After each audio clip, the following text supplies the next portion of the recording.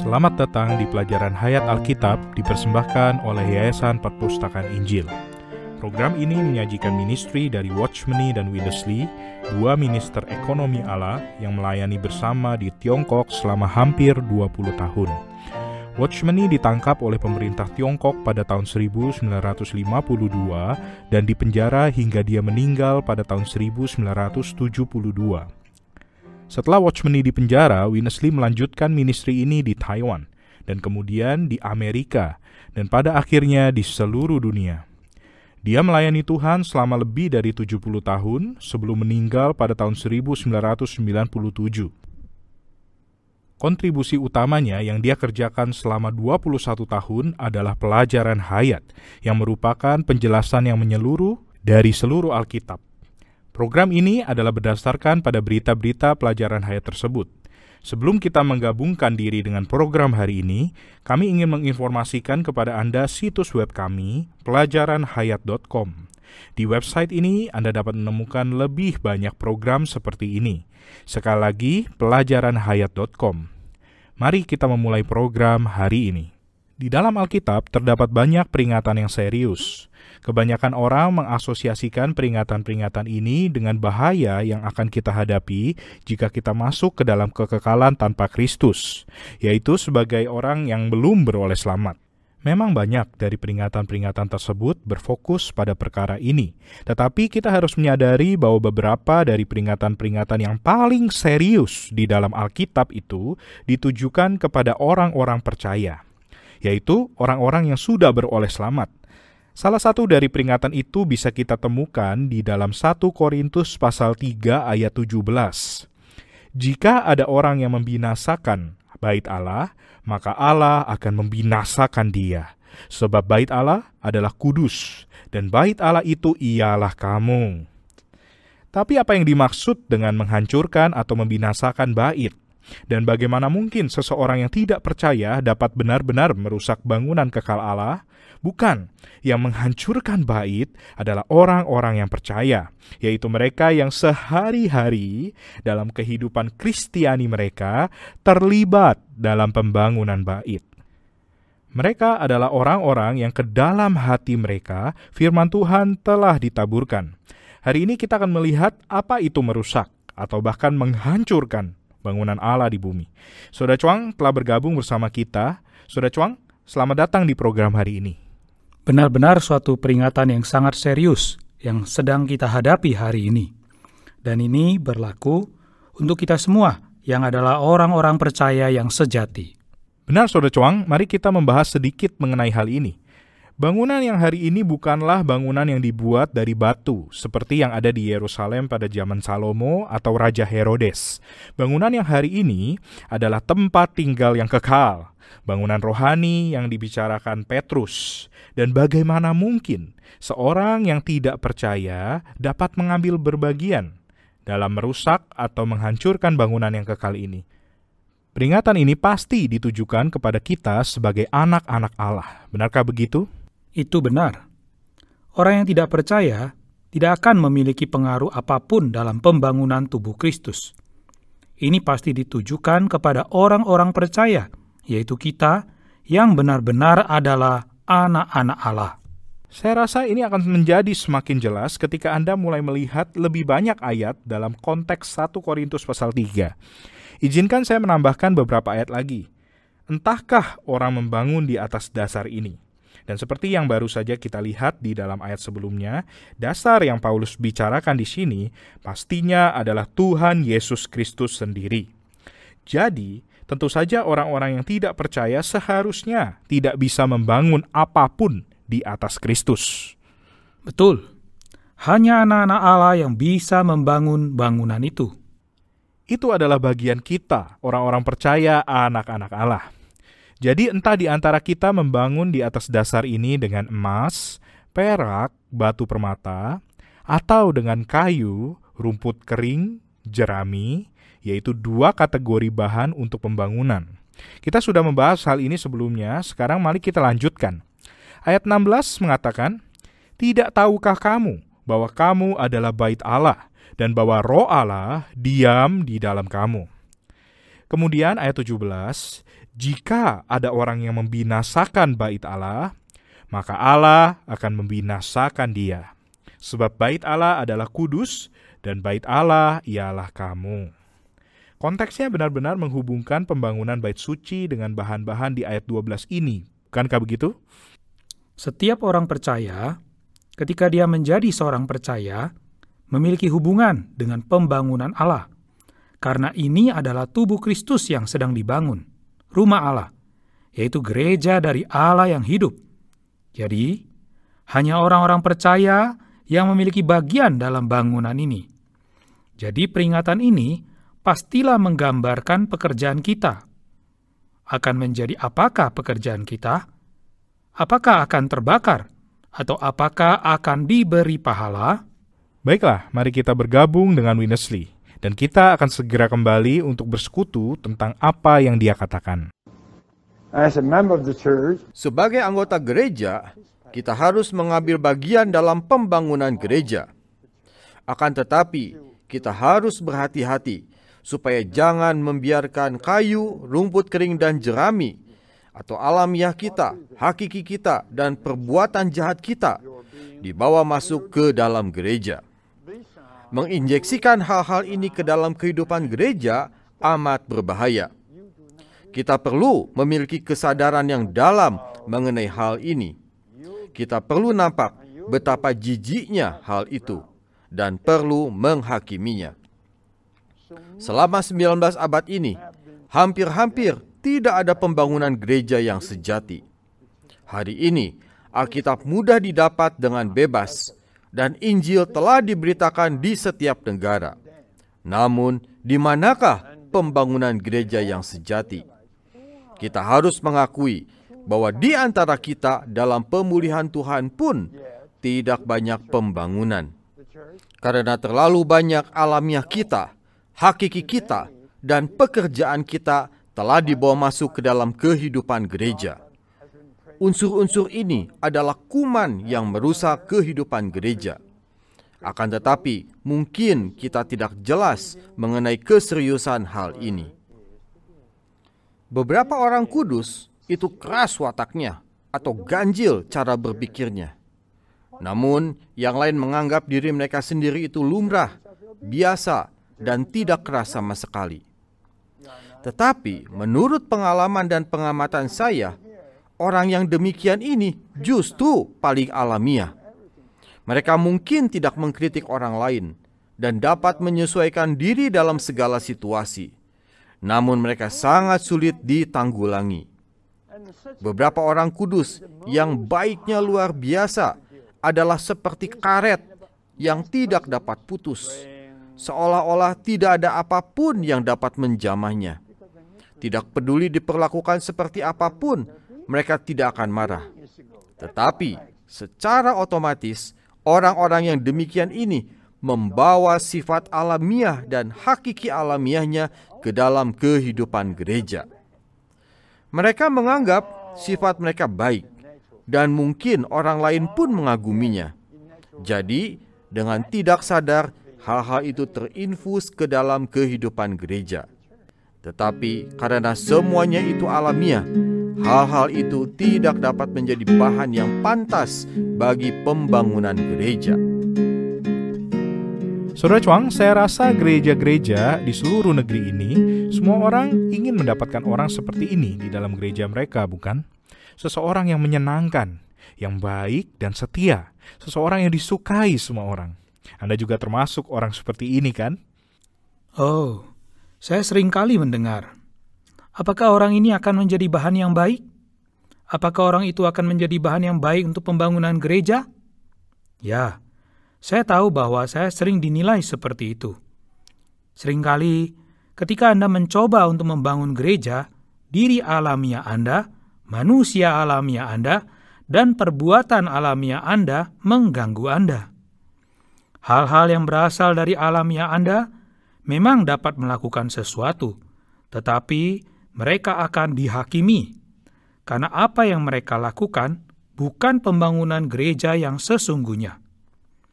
Itu hanyalah sesuatu yang berasal dari manusia alamiah Anda. Saya sungguh sangat disingkapkan ketika mendengar berita ini, yaitu bahwa ini adalah apa yang terjadi pada diri saya. Saya dikenal sebagai orang baik, tetapi kebaikan ini tidak bisa membangun gereja.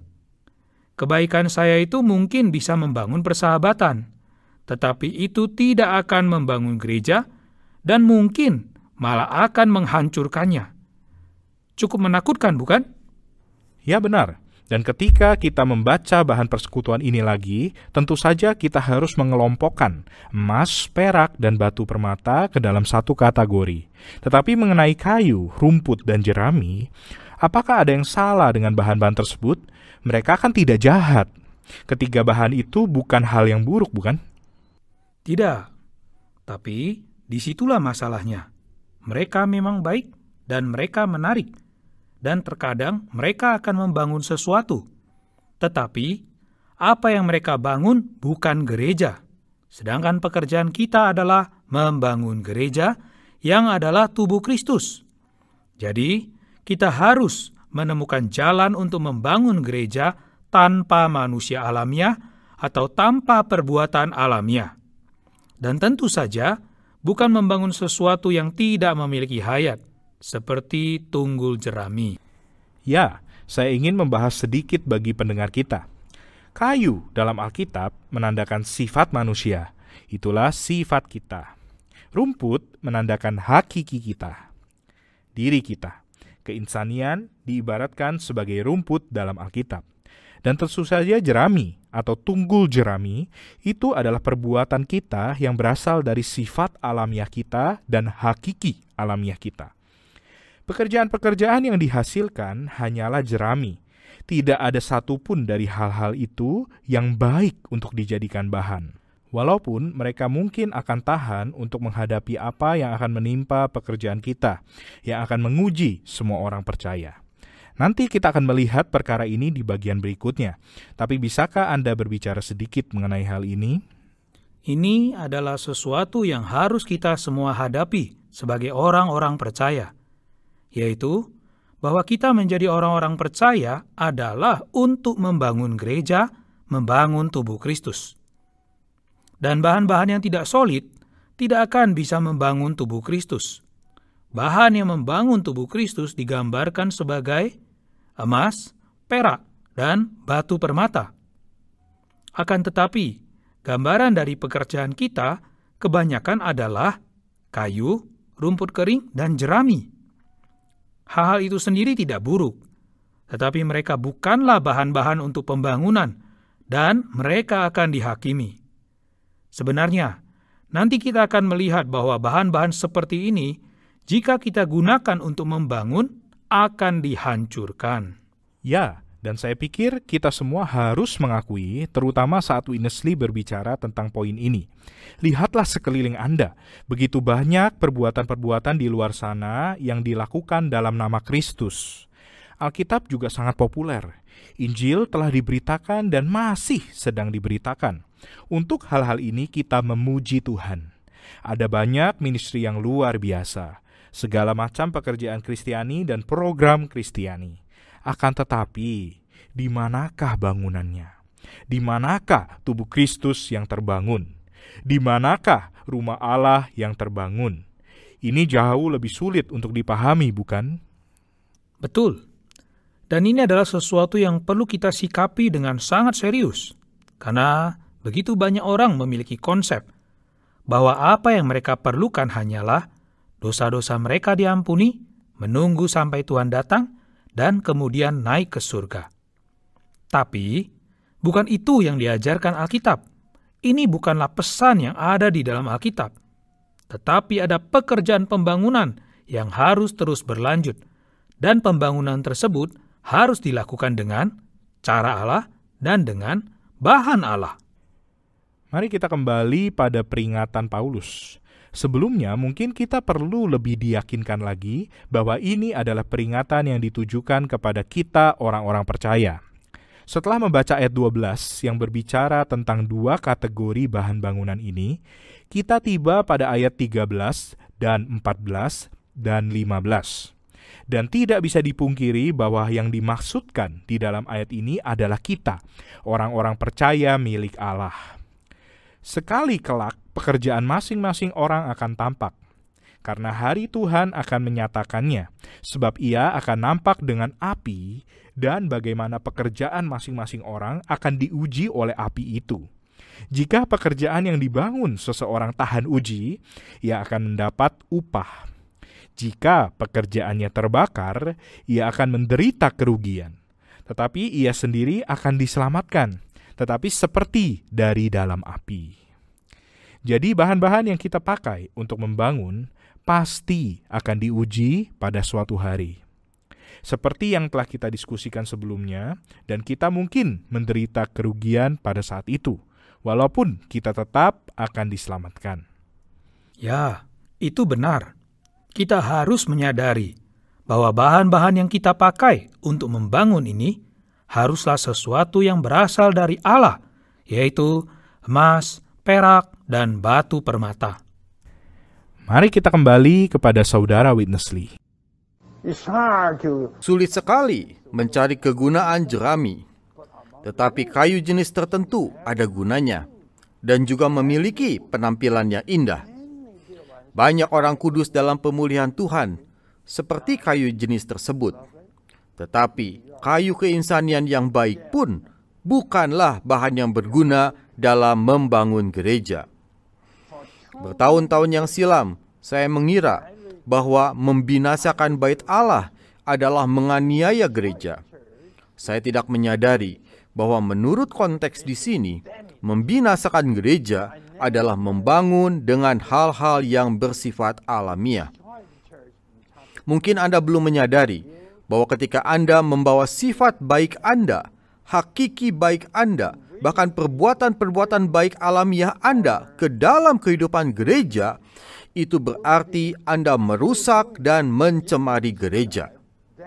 Sudah tentu, bila ada iri hati atau perselisihan di antara kita, itu pun mencemari dan mengotori kehidupan gereja.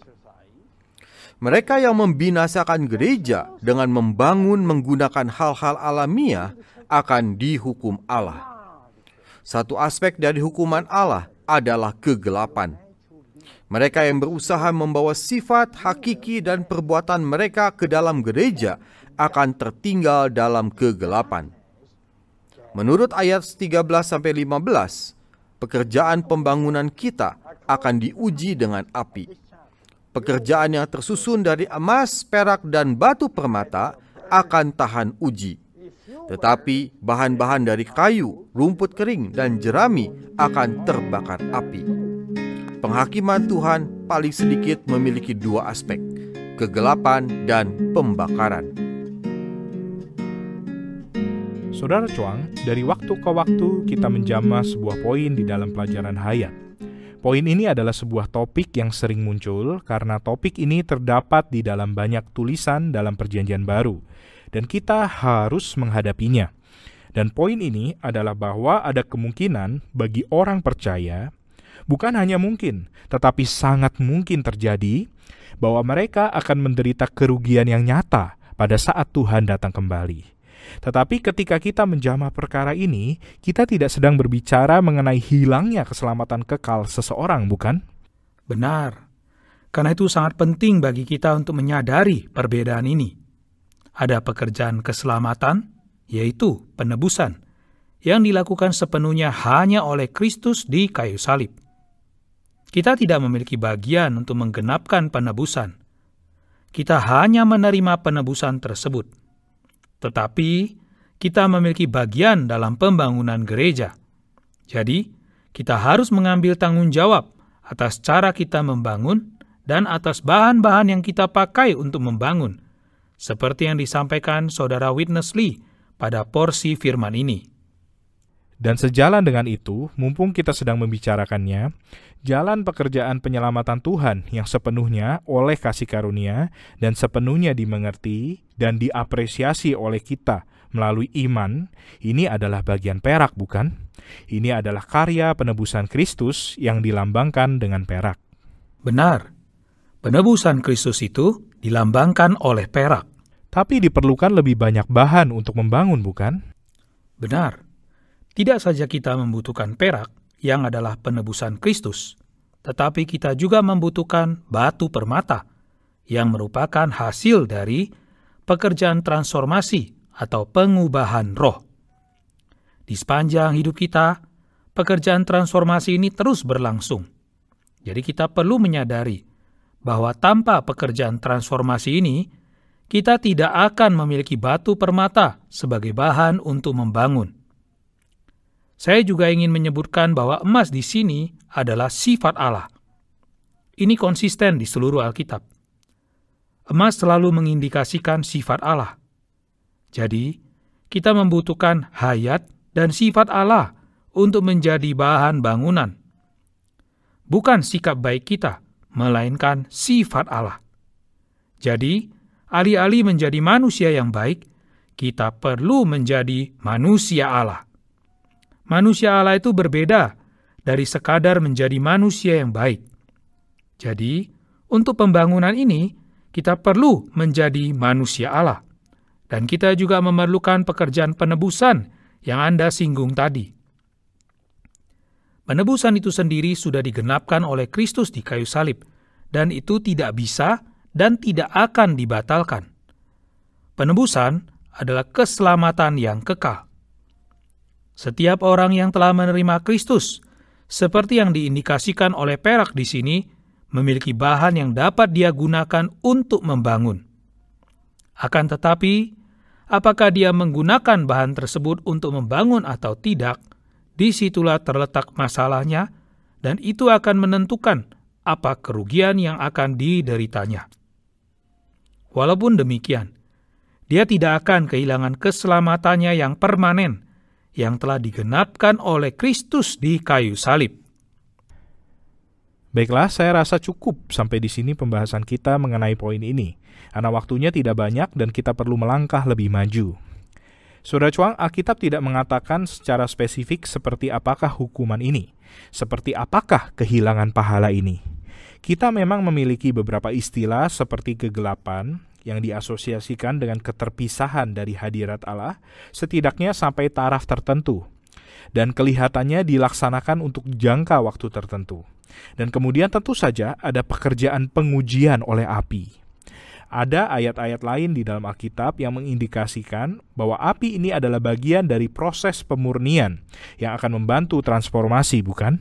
Ya, di dalam Alkitab, api tersebut memang merupakan suatu penghakiman yang kekal bagi orang-orang yang tidak percaya. Tapi, bahkan juga bagi orang-orang percaya, sesuai dengan pekerjaan yang telah mereka lakukan, apakah itu membangun atau apakah itu menghancurkan bangunan Allah. Dan hakiki alamiah kita atau cara-cara alamiah kita, yaitu perbuatan alamiah kita, bisa menjadi hal-hal yang menghancurkan pekerjaan pembangunan dan kemurniannya. Semuanya ini akan diuji oleh api, dan saya percaya bahwa bahkan di saat ini, di zaman ini, kita dapat melihat hal ini terjadi pada orang-orang yang mencoba membangun gereja, namun mereka melakukannya dengan perbuatan alamiah mereka, hakiki alamiah mereka, dan sifat alamiah mereka. Jadi, itu tidak akan membangun gereja, itu justru akan menghancurkan gereja. Karena itu, Alkitab mengatakan bahwa jika mereka menghancurkan gereja, maka mereka akan dihancurkan.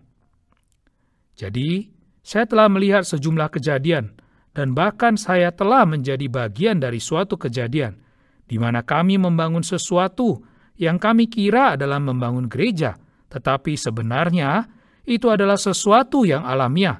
Itu adalah sesuatu yang berasal dari kayu, rumput kering, dan jerami, dan karenanya tidak ada hasilnya. Saudara Chuang, dalam pelajaran hayat 1 Korintus ini, kita telah membahas sebelumnya bahwa orang-orang percaya di Korintus pada dasarnya berpendidikan tinggi. Mereka adalah orang Yunani kelas atas, sangat beradab dan sangat ahli dalam filsafat Yunani. Setidaknya kita tidak bisa menyangkal bahwa mereka memiliki ukuran hikmat manusia tertentu. Dan Paulus secara konsisten mengurangi mereka dalam hal itu. Mungkin dalam hal kecenderungan atas godaan untuk berbangga diri atas pemikiran tingkat tinggi yang semacam ini, pemahaman filosofis mereka. Dan kita melihatnya lagi dalam ayat selanjutnya yang akan kita bahas di bagian akhir. Ayat 18 mengatakan, "Janganlah ada orang yang menipu dirinya sendiri. Jika ada di antara kamu yang menyangka dirinya berhikmat menurut dunia ini, biarlah dia menjadi bodoh supaya ia berhikmat." Mari kembali kepada saudara Witness Lee. Do you know why? Ketika membaca 1 Korintus pasal 3, Anda mungkin merasa heran, mengapa Paulus menyimpulkan pasal ini sedemikian? Di sini seolah-olah Paulus berkata, "Hai orang-orang Korintus, kamu menerapkan kebudayaan, hikmat, dan filsafat Yunanimu. Menurut hikmatmu, kamu memiliki pilihan dan kesukaan. Kamu memilih-milih orang-orang, doktrin, dan praktek-praktek. Semua pilihan itu berkaitan dengan hikmat, cara berpikirmu yang filosofis. Tetapi aku ingin kamu tahu bahwa segala sesuatu, tidak peduli baik atau buruk, dan semua orang dipakai Allah untuk menyempurnakan kamu. Bahkan dunia dan kematian adalah sarana yang dipergunakan Allah untuk mendatangkan kebaikan bagimu. Segala sesuatu adalah pelayan-pelayanmu demi kesempurnaanmu."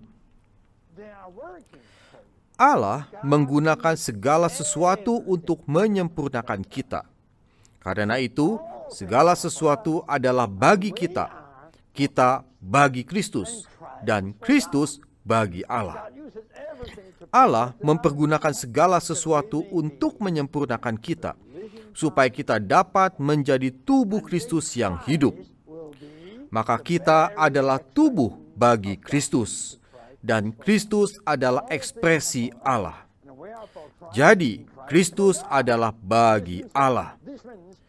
Allah diekspresikan melalui Kristus. Kristus diekspresikan melalui kita. Dan kita disempurnakan melalui segala sesuatu. Jika kita nampak hal ini, kita tidak akan mengeluh atau memiliki pilihan, kesukaan, atau seleksi. Lagi pula kita akan puas menerima semua yang Allah tetapkan bagi kita. Karena segala sesuatu adalah milik kita dan bekerja bagi kita, kita tidak boleh begitu bodoh dengan memiliki pilihan pribadi atau kesukaan pribadi. Kita adalah bagi Kristus, dan Kristus adalah bagi Allah. Allah diekspresikan melalui Kristus, Kristus diekspresikan melalui kita, dan kita disempurnakan oleh segala sesuatu. Saudara Chuang, kita juga harus mengakui bahwa terlepas dari asal-muasal budaya kita semua memiliki kesamaan dengan orang-orang Yunani itu. Kita juga menyukai pilihan pribadi kita masing-masing, bukan? Ya, itu benar. Ini juga adalah hal yang merusak, sebab pilihan pribadi adalah sesuatu yang sepenuhnya alamiah dan berasal dari sifat alamiah kita yang jatuh. Kita memiliki pilihan pribadi untuk ajaran-ajaran tertentu. Kita memiliki pilihan pribadi untuk orang-orang tertentu. Kita memiliki pilihan pribadi untuk pemimpin-pemimpin tertentu. Kita memiliki pilihan pribadi terhadap doktrin-doktrin tertentu.